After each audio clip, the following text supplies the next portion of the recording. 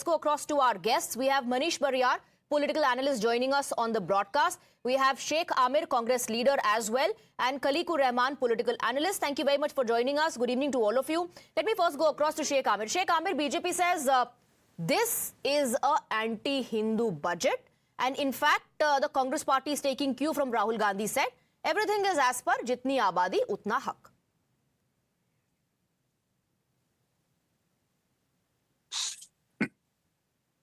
Yes. Sheikh Amir, can you hear me? Yes.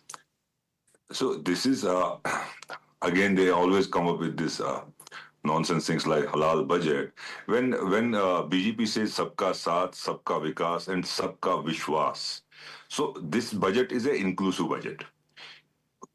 Giving reservations. What is when you talk about reservations to Dalits or SCs and STs, Muslims, there are many committees which show that Muslims throughout the country, if their financial position and the poverty level, if you see, so creating such things, creating such propaganda, it's a polarization, divisive politics by BJP.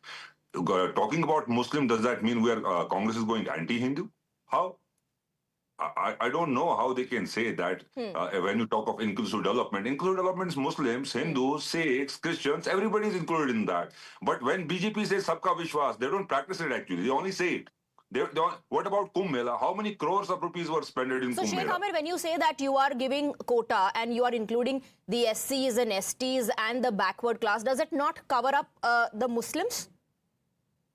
Why is the religion angle bill injected in awarding contracts as well?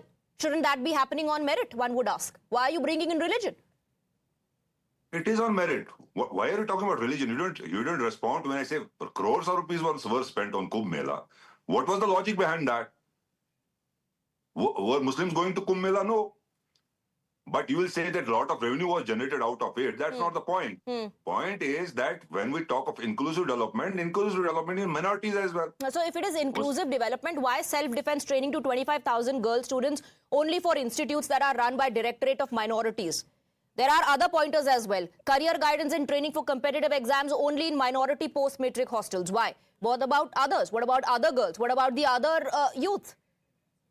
Because I already told you, there are so many committees. If we talk about I forgot the name of the committee, which gave the report that throughout the country, the condition of the Muslims is very, very bad.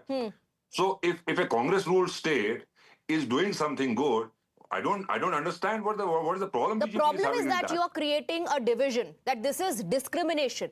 Why can't you have policies that benefit all?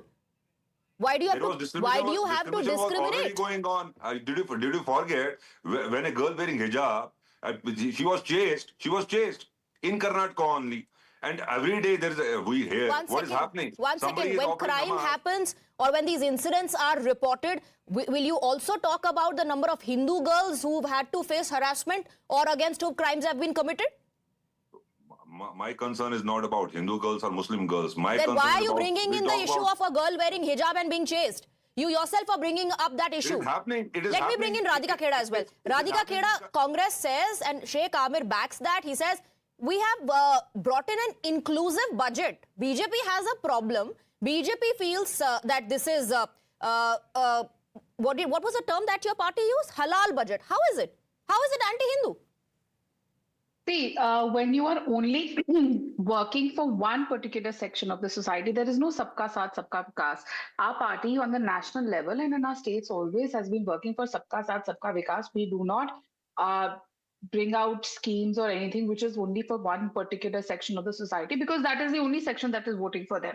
We do not do any bias on the basis of hum Musalman ko ye nahi denge, wo nahi denge, despite the fact that everyone knows that we get the least amount of Muslim votes. Having said that, the Congress spokesperson over here was talking about the conditions of Muslims. Well, absolutely, I'm glad you realize the condition of Muslims, because in the last the 56 years of Congress governance, this is what you've done for the Muslims. You talk about Muslim appeasement, you do everything, you come up with these schemes, but what have you actually done for the Muslims? Why are the Muslims so backward today? Why are they not educated? Why is the poverty maximum amongst them? Because of your policies of 54 years, you wanted to keep them backward. And this is exactly what the Congress did with the Dalits also. Their plan was to keep them piche taki vote bank ki rajniti karte rahe. If you were so worried about them, like you pretend to be, see, the fact is that the Congress is also, they are doing this drama just for votes because they're just left with a couple of states. But at the end, they're not doing anything. If you see, even when it comes to Muslim women, when the triple talaq bill came out, how they were against it, and we've seen how... But Radhika, the parallel that Sheikh Amir is drawing is that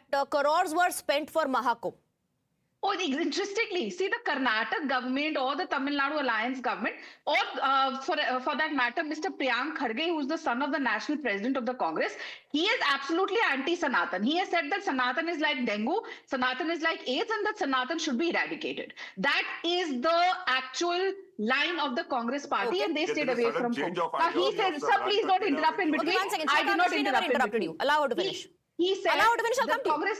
The Congress spokesperson here was talking about that there was money that was being generated. That is why so much investment was being made. Obviously, the Kumbh came after 100 and so many years, and it's going to come after the next 100 and so many years. It is the biggest thing ever for Hindus. Why should not in a Hindu and successive governments in state, Uttar Pradesh have spent money organizing Kumbh. Income that has been generated. A boatman has made 30 crores. Okay. Khaliqur Rahman